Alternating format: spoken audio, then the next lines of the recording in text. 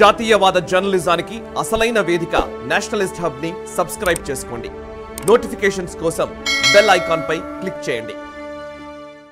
కానీ పివి గారికి అయోధ్య గురించి బాబ్రీ కట్టడం కూలిపోయిన సందర్భంలో ఆయన మౌనం వహించడము, ఆయన అసలు పూజలో నిమగ్నమైపోయారు.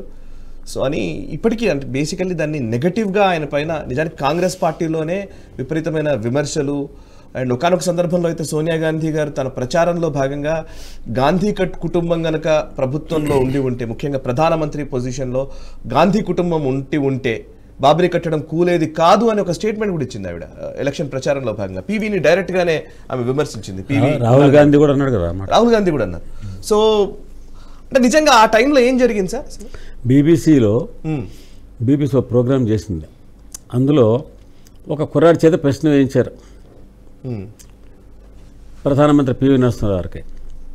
ఏమనంటే బాబ్రీ మసీదు రోజు సంఘటన జరిగిన బాబ్రీ మసీద్ పేరెత్తరా డిసెంబర్ 6వ తేదీ ఉదయం 9 గంటల నుంచి సాయంత్రం 4 గంటల దాకా మీరు ఏం చేశారు అని అడిగారు. మీరు ఏం చేస్తూ ఉన్నారు అని అడిగారు ప్రైమ్ మినిస్టర్ కదా. ఆయనకి ప్రశ్న అర్థమైంది. ప్రశ్న డైరెక్ట్గా మసీదు మీద వేయలే. కానీ బట్ ఆయన మెచ్యూర్డ్ పొలిటీషియన్ అప్పటికి. నేను మీలాగా టీవీలో వచ్చి బీబీసీలో వచ్చే వార్తలు చూస్తున్నాను, ఇంకా రేడియో వింటున్నాను, నేను టీవీలో న్యూస్ చూస్తున్నాను. నేను భోజనం చేశాను ఏదో. బట్ దీనికి రెలవెంట్గా ఒక విషయం తీసుకున్నారు ఆయన. ప్రశ్న కూడా వచ్చింది. ఆ ప్రశ్న కూడా వచ్చింది. కళ్యాణ్ సింగ్, ముఖ్యమంత్రి కళ్యాణ్ సింగ్, ఈయన అద్వానీ గారు, వీళ్ళ నాయకులంతా వచ్చి నా దగ్గరకు వచ్చి ఏమీ జరగదు, అంతా ప్రశాంతంగా జరుగుతుంది, మీరు మమ్మల్ని నమ్మండి, కర్షకులు వస్తారు వచ్చి అంతా అక్కడ ప్రార్థన చేసి వెళ్ళిపోతారు, nothing will happen, will take care of అని నాకు ఒక అండర్టేకింగ్ ఇచ్చిన తర్వాత ఈ నాయకుల్ని మిమ్మల్ని నేను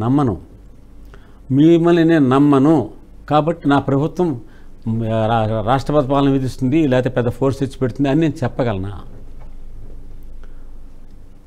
ఆ నాయకులకు స్టేచర్ చూడాలి కదా. బాధ్యత కలిగిన వ్యక్తులు చెప్పారు కదా. దానికి విలువ ఇవ్వకూడదా? ఇవ్వడం మానేసి నేను ఫోర్స్ని తీసుకొచ్చి పెట్టుంటే అప్పుడేమనేవారు మీరు? నేను రాష్ట్రపతి వాళ్ళు విధిస్తాను అప్పుడేమనేవారు మీరు?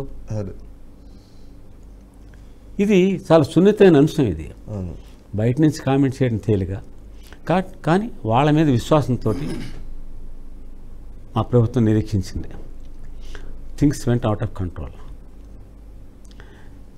ఇప్పుడు నేను కాక ఆ పొజిషన్లో ఎవరు ఉన్నప్పటికీ ఇందుకు విరుద్ధంగా చేస్తారని అనుకున్నాను.